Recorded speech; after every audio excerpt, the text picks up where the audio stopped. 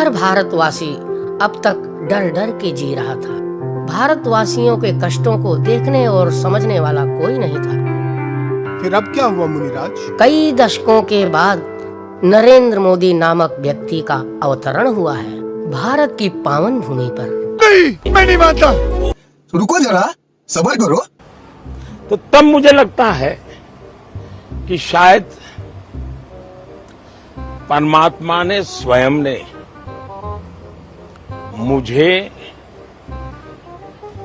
किसी काम के लिए भेजा है। फेंको, फेंको अपनी पूरी शक्ति के साथ फेंको। मैं कन्विंस हो चुका हूं कि परमात्मा ने मुझे भेजा है। ये ऊर्जा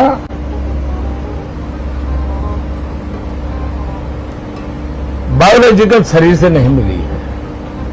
ये ऊर्जा ईश्वर ने मुझसे कुछ काम लेना है, इसलिए मुझे विधा भी दी है और इसलिए मुझे सामर्थ्य भी दिया है और इसलिए मुझे नेक दिली भी दी है और प्रेरणा भी वही दे रहा है। समझ रहे हो ना? यही नहीं, अभी और सुनिए। मैं अब कन्विंस हो चुका हूं, अच्छा हो बुरा हो, लेकिन मैं कन्विंस है, मेरा व्यक्तिगत कन्विक्शन है कि शायद परमात्मा ने मुझे किसी काम के लिए भेजा है। परमात्मा ने ही मुझे ये हजारों साल की गुलामी से मेरा देश चुन निकला है। ये देख रहे हो कैसे करता है, कैसे करता है, ये देख। वो अब सच्चे अर्थ में समृद्धि की तरफ जाए, जैसा एक कभी सोने की चिड़िया कहा जाता था। मेरा देश फिर से एक बार ऐसा बने, शायद ऐसे ही किसी काम के लिए परमात्मा ने मुझे भेजा है, ऐसा मैं मानता हूँ। हे प्रभु, हे प्रभु, हे हरि राम कृष्ण जगन्नाथ प्रेमानंद, ये क्या हुआ? शायद परमात्मा की ही कोई इच्छा है, शायद ईश्वर ने ही मुझे किसी काम के लिए भेजा है, किसी पर्पज के लिए भेजा है, और ईश्वर ही मुझसे सब कुछ करवाता है। कुछ भी। एक बार वंस मोर प्लीज। मैं खुद ही अपने आप मानने लगा हूं कि शायद परमात्मा ने ही मुझे किसी काम के लिए भेजा है, किसी पर्पज के लिए भेजा है। मालूम है। और वो ही मुझसे ये पर्पज की पूर्ति के लिए दिशा भी देता है, शिक्षा भी देता है, सामर्थ्य भी देता है, ऊर्जा भी देता है, प्रेरणा भी देता है। बंद करो हाथ जोड़ के, मैं मोदी साहब से गुजारिश करता हूँ।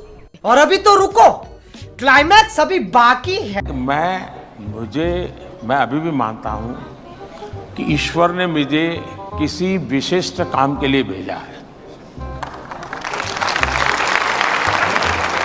परमात्मा ने मेरे लिए किसी पर्पज के लिए भेजा हुआ है, वरना मैं जिस जिंदगी से निकला हूं वहां आने का कोई लॉजिक ही नहीं बैठता है। कोई रास्ता नहीं जो मुझे यहां ले आए। ईश्वर ने ही इस काम के लिए मुझे कहा है, मुझे भेजा है, और मेरा मार्गदर्शन भी परमात्मा स्वयं कर रहे हैं। यार तुम तो धनाधन फेंके जा रहे हो, उछालने की कोई लिमिट होती है? क्या कहना क्या चाह रहे हैं भाई आप? तो ऐसे कुछ लोग होते हैं जिनकी पीन अटक जाती है, तो एक चीज दिमाग में भर जाती है तो बोलते रहते हैं। अब आपने इसका मजा लेना चाहिए जी, आनंद लीजिए। म्यूजिक।